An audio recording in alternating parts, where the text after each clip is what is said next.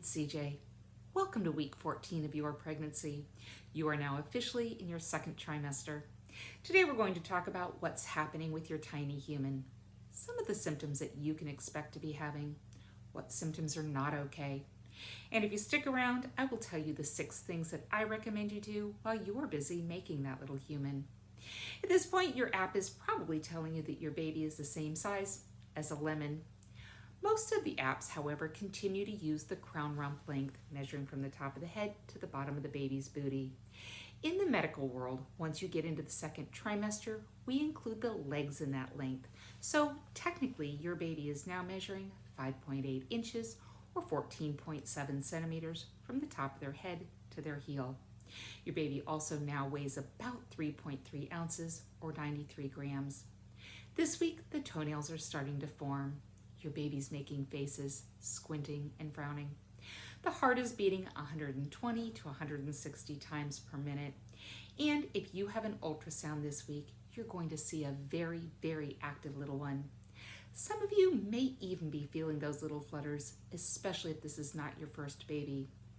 And finally, if your baby is really cooperative and you have an excellent ultrasonographer, you may even be able to see the baby's gender. So what symptoms can you expect to be having? Now that you're in your second trimester, for most of you, the nausea and vomiting is starting to subside. Those food aversions have been replaced by food cravings. You are going to have some cramps, some twinges, definitely having round ligament pain. Those are stretching pains that happen down deep in your pelvis every time you make a sudden movement. You sneeze, you laugh, you cough, you roll over in bed. You can get a pulling sensation and it can take your breath away. Unfortunately, it's totally normal. It's also very common for your gums to be very sensitive and bleed every time you brush or you floss. And finally, the top of your uterus, also known as your fundus, is now above your pubic bone. So you may be noticing a little tiny baby bump, especially if this is not your first baby or if you're carrying more than one child. So what symptoms are not okay? Bright red bleeding that's enough to saturate a pad. Cramping or pain that will not go away.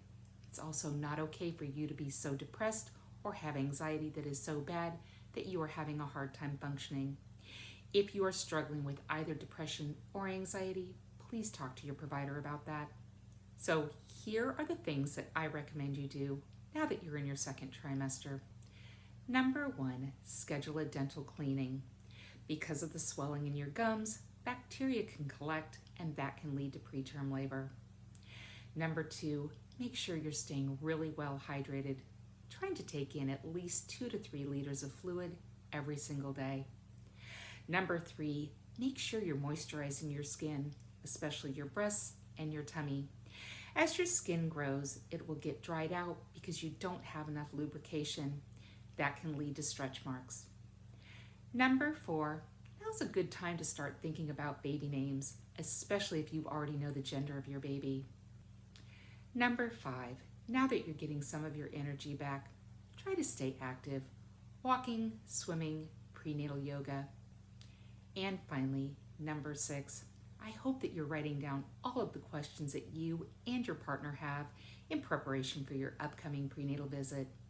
In the meantime, if there are any questions that I can answer for you, I hope you'll leave those in the comment section below.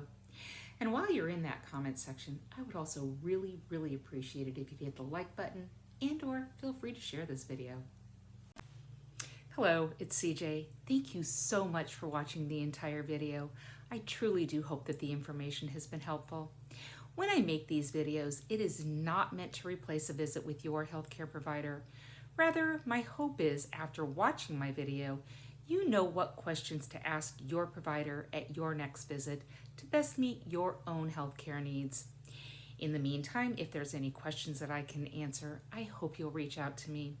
And finally, if you have not already subscribed to my channel, I'd really appreciate it if you did that.